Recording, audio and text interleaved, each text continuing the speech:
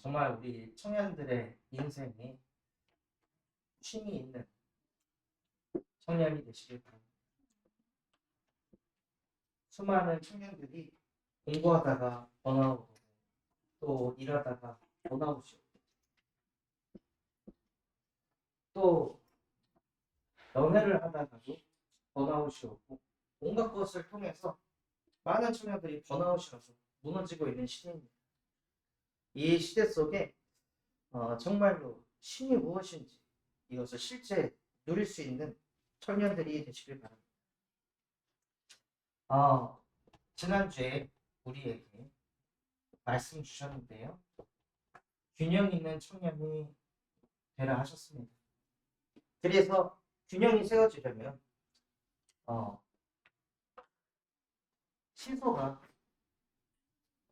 취소되려면요. 먼저 가운데 중심이 잡혀야 되잖아요. 많은 것을 담는 것이 아니라 먼저 중심이 잡혀야 그 다음부터 균형을 잡을 수가 있습니다.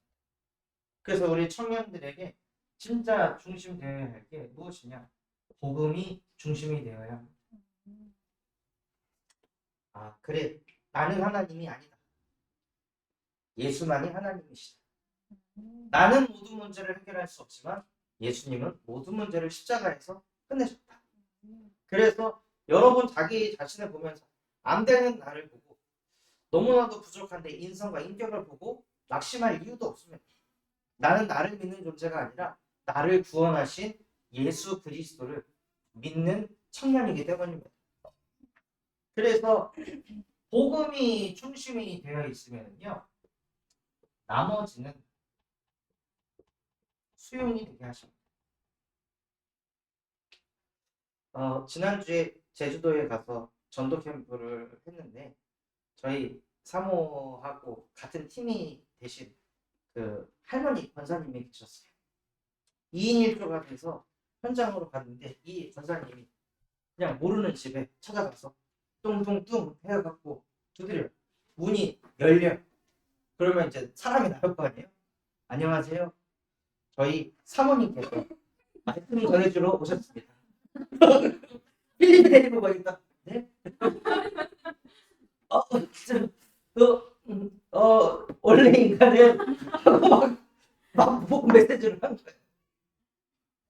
그래가지고 안 들어요 하고 쫓겨났단 말이야. 그리고 이제 딴 데 가자고 해서 이 할머니 권사님도 가자고 똥똥똥 문이 딱 열려요. 안녕하세요. 저희 우리 사모님께서 좋은 말씀 해주시고 오셨습니다. 이거 뭐야? 할머니 권사님이 욕도 했어. 그랬어. 그래가지고 막 갑자기 복음을 막 말한 거예요. 근데 그분이 또 듣겠다고. 이걸 또 들으시겠냐? 너무 좋다고. 10번 만나겠다고. 이게 뭐야? 왜 이러는 거야? 저한테 아니 나랑 팀된 권사님이 나를 끌고 다니면서 그냥 남의 집 문 열고 들어가지고 안녕하세요 뭐 왔습니다 해놓고 사모님께서 나 보고 3번이나 전했다고. 이상하게 그 사람들이 들어가지고 자기가 놀랐다고. 그걸 들으면서 진짜 중심에 복음이 있으니까 말도 안 되는 그런 상황 현실들을 하나님께서 수용하게 하시는 거예요. 그래서 진짜 그 캠프팀 거기 팀원들이 한 8명 됐는데 사모가 갔던 현장들이 문이 다 열려가지고 또 지속할 수 있는 그 다락방의 문이 2군데가 열렸어요. 그래서 그 다음 날에는 사모가 나는 그 필립이랑 힐링을 하러 가겠다 해가지고 비 오는 날 우리 둘 다 입고 막 택시를 타고 다른 데 갔다 왔거든요. 근데 현장까지 전화했는데 그 갔다 온 현장에 많은 분들이 너무 열려가지고 그 사모님 왜 안 오시냐, 그 사모님 또 보고 싶다고. 그래서 대체 이게 무슨 일일까. 복음이 중심이 되면은요 우리에게 걸릴 게 없습니다. 그냥 수용하는. 결국 우리가 스트레스 받는 이유가 뭐예요? 복음 아닌 다른 나머지를 내 생각, 내 기준하고 안 맞는다. 수용이 안 되니까 자꾸 갈등이 있고 부딪히는 거예요. 그게 균형이 깨진 겁니다. 우리는 복음이 중요하지 나머지는 별로 중요하지 않습니다. 그래야 우리 청년들이 흔들리지 않아요. 시달리지 않아요. 그래서 정말 그런 청년이 되기 위해서 우리에게 주신 이 복음을 뻗어가는 르호보세의 망대의 축복을 누리시기 바랍니다. 하나님께서 우리 청년들을 유일한 청년으로 창조하셨습니다.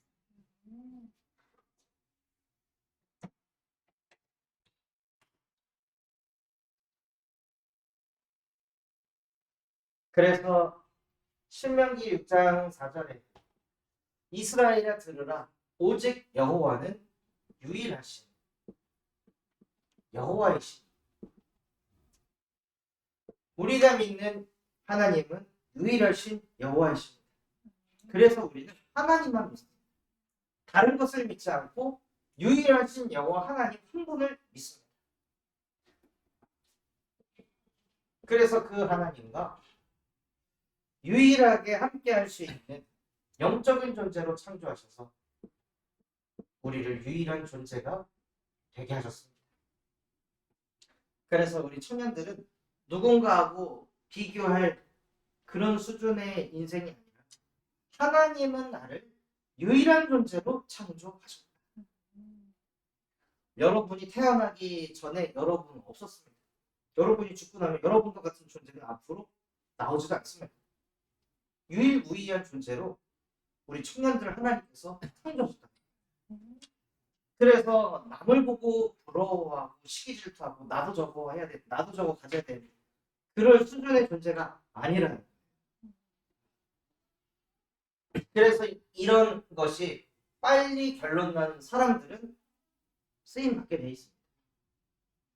그래서 이것으로 빨리 결론이 난 다윗은 하나님이 자기 자신과 함께 하시기 때문에 형들처럼 장군이 되기 위해서 열심과 노력으로 해서 살지 않아도 됐던 거예요. 나는 하나님이 창조하신 유일한 존재입니다. 하나님이 나를 위한 예비하신 길은 있다. 이게 다윗의 마음에 확정됐을 것입니다. 그러니 지금 내가 다른 사람들보다 뭐가 이게 부족하고 늦고 거기에 시달리지 않았던 그 시간에 하나님과 함께하면서 하나님이 주시는 쉼과 힘을 얻는 그 축복을 먼저 드렸습니다.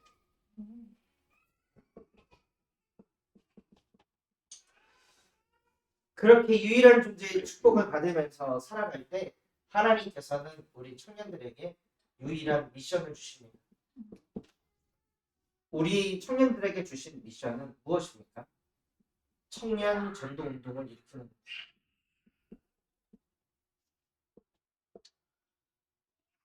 저렇게 아무리 소리 질러도 장대가 안 됩니다. 그래서 우리는요 하나님과 함께하면서 하나님과 함께하는 게 뭔지를 몰라서 저렇게 현장에서 앞에서 우리 소리 지르면서 어떻게든 내 마음대로 해보겠다고 본질상 전능의 자녀로 살아가는 저 불쌍한 영혼들에게 똑같이 으악 하면서 소리를 지르는 게 아니라 진짜 하나님 만나야 돼. 제 아들이지만 정말 복음이 많이 필요합니다. 기도 많이 해주시기 바랍니다. 그래서 진짜 죽어가는 청년들을 살려야 합니다.